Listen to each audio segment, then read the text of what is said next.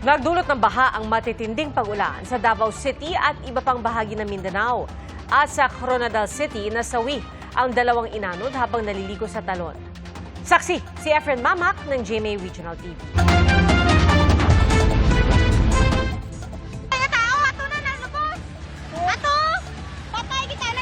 Gumulat sa mga residente ang katawan ng babaeng tinangay ng lumaragasang tubig pasado alas 5 ng hapon itong Lunes sa Barangay Cacob, Coronadal City.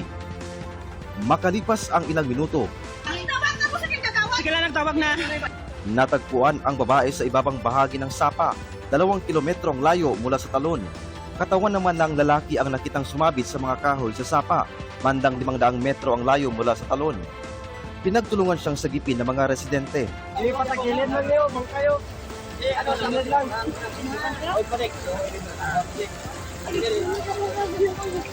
Ayon sa mga pulis, 29 anyos ang lalaki na isang delivery rider. Magkakilala at pareho silang taga-Barangay Paraiso ng babaeng 24 anyos na isang guro. Wala na silang buhay ng matagpuan.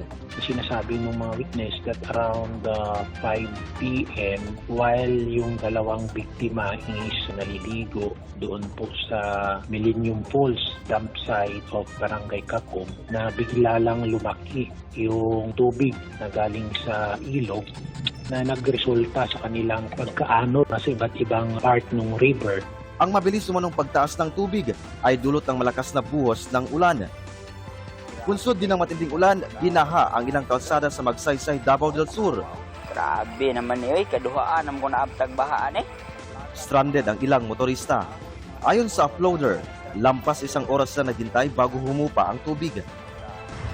Nagpabaha rin ang pag-apaw ng Likanan River sa Davao City kaninang umaga. Ang mga stranded na motorista, matagang naghintay sa tabi ng kalsada. Apektado ng mga pagbaha ang Barangay Lasang at Barangay Bunawan. Mahigit 170,000 residente naman ang apektado ng mga pagbaha sa Maguindanao del Sur ayon sa OCD BARM. Mahigit 800 sa kanila ang nasa evacuation centers. Ayon sa Pag-asa, Intertropical Convergence Zone o ITCZ ang nagdulot ng masamang panahon sa Mindanao. Hindi pa man opisyal na panahon ng tag-ulan, may mga paghahanda na raw ang Office of Civil Defense, kabilang ang pagpapaigting ng ugnayan sa mga local government unit at pagtitiyak na maayos sa mga evacuation center.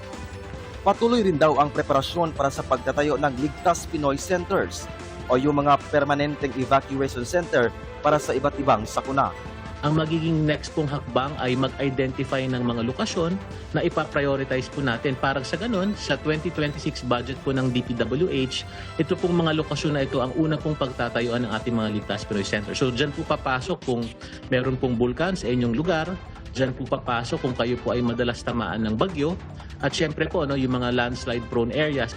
Para sa GMA Integrated News, Efren Mamak ng GMA Regional TV, ang inyong saksi.